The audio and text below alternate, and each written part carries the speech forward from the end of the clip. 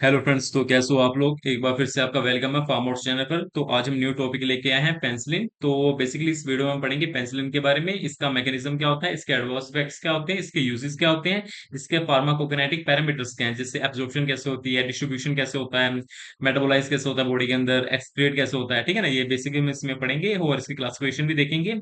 और पहले हम शुरुआत करने से पहले मैं आपको थोड़ा बताना चाहता हूँ कि जो इसके हैंड रिटन नोट्स हैं ये आपको टेलीग्राम चैनल पर मिलेंगे फार्म हाउस करके। वैसे लिंक डिस्क्रिप्शन में दे दिया जाएगा। और अगर आपको थोड़ी भी वीडियो अच्छी लगी 1% भी, तो आप लाइक शेयर सब्सक्राइब जरूर करना, उस पर कोई पाबंदी नहीं है, कोई मनाही नहीं है।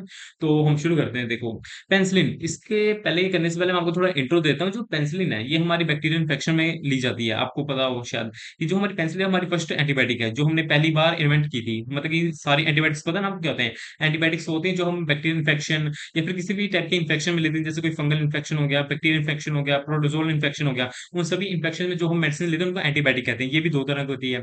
एक हमारी होती है बैक्टीरियासाइडल होता है, एक हमारा बैक्टीरियोस्टैटिक होता है। आपको पता होगा बैक्टीरियासाइडल होता है, उसका मतलब होता है कि वो बैक्टीरिया को मार देता है। और बैक्टीरियोस्टैटिक मतलब होता है कि उनकी ग्रोथ को स्टॉप कर देता है, मारता नहीं है, उनके आगे मल्टीप्लाई नहीं होने देता। तो बेसिकली जो हमारा पेनिसिलिन है ये बैक्टीरियासाइडल इफेक्ट देता है। ठीक है, अब ये कैसे देता है, देखो इसकी तीन बातें याद रखना। जो पेनिसिलिन है इसके अंदर बीटा लैक्टम रिंग होती है, और जिन जिन अपने जिन जिन ड्रग्स के अंदर बीटा लैक्टम रिंग होंगी वो हमेशा अपना सेल वॉल को तोड़ेंगे। बैक्टीरिया के क्या तोड़ेंगे, बैक्टीरिया के सेल वॉल को तोड़ेंगे। आपको पता है सेल वॉल क्या होता है। जो सेल के अराउंड हमारे जो उसके अंदर जितने भी साइटोप्लाज्म के जितने भी ऑर्गेनेल्स होते हैं उनको बाउंड करके रखता है, उनको बाहर नहीं आने देता, उनको प्रोटेक्ट करता है, सेल को उनको स्ट्रक्चर देता है। ठीक है, आपको इतना पता ही होगा सेल वॉल के बारे में। ठीक है, तो ये उनके सेल वॉल को तोड़ता है। दूसरी बात, जो पेंसिलिन है इसको हम जैसे आप कहते हैं, आपने सुना होगा कि जो पेंसिलिन है ये बहुत जल्दी इसमें जो बैक्टीरिया उसके अगेंस्ट बहुत जल्दी रेसिस्टेंस आती है। अब वो क्या होता है, देखो जो पेंसिलिन है इसको हम टाइम टू टाइम ना इसको मॉडिफाई करते रहे, मतलब कि इसको हम कुछ चेंजेस करते रहे, क्योंकि जो पेंसिलिन है वो ना काम करना बंद कर देती थी बैक्टीरिया के ऊपर, क्योंकि बैक्टीरिया उसको अपने ऊपर काम करने नहीं देते थे। मतलब वो अपने आप को अडेप्ट कर लेते थे इस पेंसिलिन के अकॉर्डिंग, कि पेंसिलिन उसके उनके ऊपर कोई एक्शन नहीं कर पाए। ठीक है, तो फिर हम एज ए फर्दर जनरेशन बनाते गए। ठीक है, तो बेसिकली हम थोड़ा शुरू करते हैं। जो हमारी एंटीबायोटिक्स है इसके अंदर बीटा लैक्टम रिंग है, तो ये हमेशा सेल वॉल पे एक्ट करेगी। जैसे स्फेलोस्पोरिन हो गया, ये भी हमारी इसके अंदर भी बीटा लैक्टम रिंग होता है। जैसे क्लेविलोनिक एसिड हो गया, इसके अंदर भी हमारा बीटा लैक्टम रिंग होता है। ठीक है, तो आपको अगर ये देखना है कि कौन कौन सी क्लासेस हैं, तो मैंने कीमोथेरेपी की इंट्रोडक्शन वीडियो बनाई हुई है, आप चैनल पे होगी, आप देख सकते हो। ठीक है, तो उसमें मैंने सारे क्लासेस बताई कि कौन सी क्लास कैसे एक्ट करती है। ठीक है, तो बेसिकली इतना याद रखिए, हमारी फर्स्ट एंटीबायोटिक थी जिसको 1941 में हमने यूज किया था। ठीक है, वैसे इसको हमने 1928 में ही फाउंड कर लिया था, बट इसको यूज करने से पहले हम जैसे कितने क्लिनिकल ट्रायल्स वगैरह करते हैं ना आज के टाइम में, जैसे प्री क्लिनिकल ट्रायल्स करते हैं, फिर क्लिनिकल ट्रायल्स करते हैं, फिर फेज 1 चलता है, फेज 2 चलता है, फेज 3 चलता है। ठीक है ना, तो वैसे ही इसमें काफी जगह स्टडी होती रही, फिर इसको 1941 में अप्रूव किया गया कि इसको हम यूज कर सकते हैं। ठीक है, ये हमारे को कौन से स्पीसीज में मिलता है, फंगस पेनिसिलिन नोटाटम। ये फंगस की एक स्पीसीज है पेनिसिलिन नोटाटम, जिसके थ्रू हम इसको एक्सट्रैक्ट करते हैं। बट आज के टाइम हम इसको नोटाटम से नहीं निकालते, बहुत कम निकालते हैं। आज के टाइम हम मोस्टली इसको पेनिसिलिन कैर्सोजीनम करके एक स्पीसीज है उससे ज्यादा निकालते हैं। ठीक है, पेनिसिलिन को इतना समझिए। ठीक है, जो सर अलेक्जेंड्रा फ्लेमिंग थे इन्होंने हमारे को डिस्कवर करके दी थी पेनिसिलिन के बारे में, इन्होंने पहले नोटिस किया था। ठीक है, इन्होंने एक्सीडेंटली नोटिस किया था, इसके पीछे की कहानी थोड़ी सी बताता हूँ मैं आपको। इन्होंने ना एक ऑब्जर्व किया था, कोई अपना ये रिएक्शन करे थे, उन्होंने ऑब्जर्व किया कि जो अपने बैक्टीरिया से हैं उनकी जो ग्रोथ है वो रुक गई एक फंगस की स्पीसीज करके। तो उन्होंने बोला कि फंगस के प्रेजेंस करके बैक्टीरिया की ग्रोथ कैसे रुक सकती है। तो उन्होंने आगे फर्दर मतलब की स्टडी की, तो जिससे उन्हें पता लगा कि जो फंगस की स्पीसीज थी उनकी नाम वो थी पेंसिलिन नोटाटम करके, जो उनको बैक्टीरिया को ग्रो ही होने दे रही थी। ठीक है, तो बेसिकली ऐसी कुछ अपनी हिस्ट्री थी।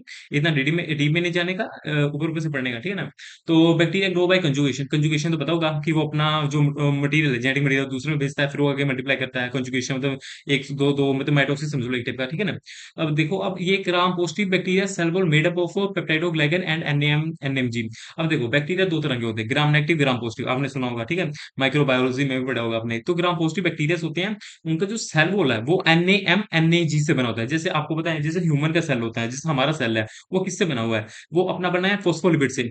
ठीक है ना, बाय लेयर ऑफ फॉस्फोलिपिड, आपने सुना होगा फॉस्फेट और लिपिड। लिपिड बोले तो अपना फैट होता है ना।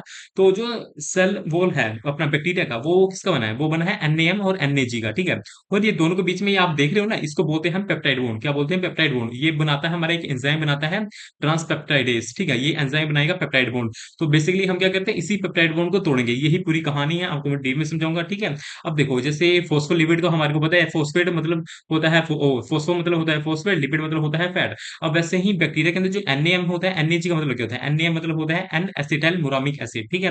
और NAG मतलब होता है एन एसिटाइल ग्लूकोसामिन, ठीक है?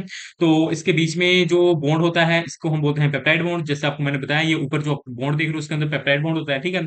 जो अपना डी एलानिन से बनता है। ये इतना डी में नहीं जाने का, बस इतना याद रखिए उनके बीच में एक पेप्टाइड बॉन्ड होता है, वो हमारा बनाता है एंजाइम ट्रांसपेप्टाइडेज। तो बेसिकली हम इसी बॉन्ड को तोड़ेंगे और इस एंजाइम को रोक देंगे, जिसकी वजह से आगे बैक्टीरिया ग्रो नहीं हो पाते। क्योंकि आपको पता है अगर सेल वॉल ही टूट जाए, जो उसका जितना भी अंदर का सामान है, जैसे भी जितना भी साइटोप्लाज्म में हमारे ऑर्गेनेल्स प्रेजेंट है उसके, जैसे बोले तो अपना SCR ER, आपको पता है ना SCR क्या होता है? Smooth endoplasmic reticulum, rough endoplasmic reticulum, जितने भी राइबोसोम्स वगैरह सब कुछ ना बाहर आ जाते हैं। तो हमारे एक ना उनके अंदर ना एक ऑटोलिटिक एंजाइम होता है, जैसे लाइसोसोम, आपको सुना होगा आपने। जो लाइसोसोम होता है उसको हम सुसाइडल बैग भी बोलते हैं। जो सुसाइडल बैग जो हम बोलते हैं, जिसको लाइसोसोम को कब एक्टिवेट होता है? वो तब एक्टिवेट होता है जब कोई भी डिफॉल्ट होता है सेल वॉल के अंदर, सेल वॉल सॉरी सेल के अंदर, मतलब सेल के अंदर थोड़ी भी खराबी होगी, वो लाइसोसोम एक्टिवेट होते हैं और पूरे सेल को निगल जाते हैं, एंगल्फ कर लेते हैं, ठीक है? वो खा जाते हैं। तो बेसिकली यही पूरा मैकेनिज्म होता है। आपको मैं आगे समझाऊंगा, दो तरीके से समझाऊंगा, ठीक है? तो इतना तो आपको पता लग गया कि उसी को हम इन्वेट करते हैं, यही पूरी कहानी लिखी हुई है, ठीक है? यहाँ पे एक और बात लिखी हुई है, they show low activity on a gram negative bacteria. मतलब ये ग्राम पॉजिटिव बैक्टीरिया के अगेंस्ट ज्यादा इफेक्टिव है as compare to gram negative bacteria के अगेंस्ट, ठीक है ना? तो अब बोले तो इसकी क्लासिफिकेशन क्या है? देखो क्लासिफिकेशन क्या है, ये टाइम टू टाइम हमने मॉडिफिकेशन करते हैं, इसलिए इसकी बहुत सारी क्लासिफिकेशन है, इससे भी ज्यादा है, मतलब कि ये मोस्टली मेन मानी जाती है, अभी थोड़ी बहुत और होंगी, आप देख सकते हो। वैसे तो इतने भी करे को बहुत इनफ है, ठीक है ना? अब जो पेंसिलिन जी है, इसको हम नेचुरल पेंसिलिन भी कहते हैं, काय को बोलते हैं? जो पेन जो हमारी 1941 में यूज हुई थी, एक्चुअल में यही पेंसिलिन यूज हुई थी। अब इसको क्यों रोक दिया गया? देखो इसके पीछे भी कहानी है। जो बीटा लैक्टम रिंग होता है ना पेंसिलिन के अंदर, जैसे आपको बताया कि उनके अंदर बीटा लैक्टम रिंग होता है। तो जैसे जो बैक्टीरिया वो बड़े चतुर होते हैं, ठीक है? वो क्या करते हैं कि वो ना अपने आप को बड़ी जल्दी रेसिस्ट कर लेते हैं, मतलब कि रेसिस्टेंस क्रिएट कर देते हैं, जिसकी वजह से जो पेंसिलिन है ना उनका एक्शन नहीं हो पाता बैक्टीरिया पे। वो कैसे करते हैं ये बात आता है ना। तो देखो वो क्या करते हैं, वो एक एंजाइम बनाते हैं बीटा लैक्टमेज। वो एंजाइम क्या करता है? देखो पेंसिलिन का काम क्या है? सेल वॉल को तोड़ना, ठीक है? सेल वॉल को कैसे तोड़ता है पेंसिलिन? उसके अंदर बीटा लैक्टम रिंग होता है, उसी की वजह से तोड़ता है मोस्टली, ठीक है? तो क्या करता है बैक्टीरिया कि वो एक अपने अंदर बीटा लैक्टमेज एंजाइम बनाता है, जो क्या करेगा, जो पेंसिलिन का बीटा लैक्टम रिंग है उसी को तोड़ देगा। मतलब ये उल्टा कर देगा, ये जो बैक्टीरिया अपना बीटा लैक्टमेज एंजाइम बनाएगा वो बीटा लैक्टम रिंग को ही तोड़ देगा पेंसिलिन के अंदर। अब देखो बीटा लैक्टम रिंग तो टूट गई पेंसिलिन की, उसका जो मेन चीज था, जो हम कह सकते हैं जैसे हमारे ड्रग में API होता है ना, एक्टिव फार्मास्यूटिकल इंग्रेडिएंट, जो हमारा एक्शन देता है। अब समझो कि उसने API को ही तोड़ दिया, उसने पेंसिलिन के API को तोड़ दिया, मतलब इतना उसका बीटा लैक्टम रिंग जो उनका मेन बंदा कैप्टन है उसी को तोड़ दिया, जिसकी वजह से क्या होगा, उसका एक्शन ही नहीं हो पाएगा, ठीक है? फिर हमने बनाया एसिड रेसिस्टेंट पेंसिलिन। अब इसमें क्या हुआ देखो, हमने फिर बनाया थोड़ी देर बाद पेंसिलिन एसिड एसिड रेसिस्टेंट, इसको हम बोलते हैं पेंसिलिन V, ठीक है? अब इसमें क्या हुआ, इसमें क्या होगी, इसमें हमने जो पेंसिलिन में थोड़ी मॉडिफिकेशन वगैरह की कि वो बीटा लैक्टमेज एंजाइम से बच जाए। तो फिर पेंसिलिन भाई ने क्या किया, उन्होंने अपने आप को फिर से अडेप्ट कर लिया उस सिचुएशन के अकॉर्डिंग। अब कैसे देखो, पेंसिलिन ने फिर अपना रिलीज किया पेंसिलिनेज एंजाइम। क्या रिलीज किया? पेंसिलिनेज एंजाइम। अब वो क्या करता था, जो पेंसिलिनेज एंजाइम था वो जितने भी पेंसिलिन वी थे उनको काम ही नहीं करने देता था, ठीक है? अब पेंसिलिन वी भी रेसिस्ट होगी, मतलब वो भी अब काम करना बंद होगी। फिर हमने बनाया अमीनो पेंसिलिन, इसमें हमारा अमोक्सिसिलिन एम्पिसिलिन वगैरह है। तो ऐसे ही कहानी आप देख सकते हो। आपको ये बस आपको बस मतलब क्या लिखना है, आपको थोड़ा सा इंट्रो लिखना है, पेंसिल लिखना है, उसका क्लासिफिकेशन ऐसे लिखना है, एक एक ड्रग दो दो ड्रग दे दो, इसका एक ही है क्योंकि ये पेंसिल जीन है ही एक है, ठीक है? इसको बेंजाइन पेंसिल इसका ओरिजिनल नेम है। इसको एक ये हो गया, दो इसमें से दे दो, एक दो इसमें से दे दो, बस ये लिखना है, ठीक है? ये जो आप देख रहे हो ना सालबेक्टम टेजोबेक्टम, एक्चुअल में ना ये ना हमारे ना क्लेविनोलिक एसिड के बंदे हैं, इतना समझो, ठीक है? ये क्या करते हैं, इसको हम मोस्टली इनको साथ में देते हैं पेंसिलिन के, सालबैक्टम और टेजोबैक्टम को। क्यों? क्योंकि ना ये जो सालबैक्टम और टेजोबैक्टम होते हैं ना, ये ना जो बीटा लैक्टमेज एंजाइम बनाता है ना अपना पेंसिलिन, उसको बनने नहीं देता, ठीक है? इतना याद रखो, इसको हम कॉम्बिनेशन में देते हैं इन दोनों को, ठीक है? इसको हम कॉम्बिनेशन में क्यों देते हैं? क्योंकि ये बीटा लैक्टमेज जो एंजाइम है जो पेंसिलिन बना रहा है उसको बनने नहीं देगा। अब जो बीटा लैक्टमेज एंजाइम ही नहीं बनेगा तो बीटा लैक्टम रिंग को कैसे तोड़ेगा, ठीक है? तो हम इसको एडिशनल एडिशन में देते हैं, ठीक है? कॉम्बिनेशन में दे देते हैं, समझो। तो आपको ये सब क्लास लिखने हैं, ठीक है?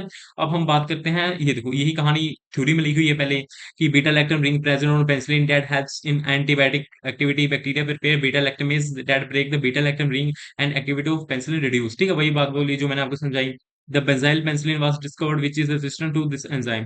ठीक है, उसके बाद है the bacteria adapted themselves from enzyme penicillin. ठीक है, उसके बाद ये बोल रहा है कि हमने आगे दूसरी पेनिसिलिन बनाई, मतलब कि आगे नवी बनाई, उसमें क्या हुआ, पेनिसिलिन ने एंजाइम निकालने लग पड़ा अपना बैक्टीरिया, जिसकी वजह से पेनिसिलिन की हाइड्रोलिसिस हो गई, टूट गया, जिसकी वजह से वो भी नहीं काम करना बंद हो गया। तो यही चीज लिखी हुई है। अब हम बात करते हैं मैकेनिज्म एक्शन की। देखो, जैसे मैंने आपको ऊपर बताया था कि जो NaM और NaG के बीच में पेप्टाइड बॉन्ड होता है, उसी को तोड़ता है अपना पेनिसिलिन। ठीक है, यही चीज यहाँ पे भी लिखी है, पूरी कहानी इसी चीज की है। देखो, ऑल बीटा लैक्टम रिंग्स, जित यहाँ पे बोल रहे हैं ऑल बीटा लैक्टम रिंग्स, मतलब जिन जिन एंटीबायोटिक्स के अंदर, जिन जिन ड्रग्स के अंदर बीटा लैक्टम रिंग होगा, वो हमेशा सल्फर को ही तोड़ेगा। जैसे स्फेलोस्पोरिन समझ लो, अपने पेनिसिलिन समझ लो, इनके अंदर बीटा लैक्टम रिंग होता है। जो स्फेलोस्पोरिन है और जो पेनिसिलिन है, इनका almost same to same ditto अपना मैकेनिज्म एक्शन है। ठीक है, बस उनकी जनरेशन के, उनके ड्रग्स के नेम अलग है।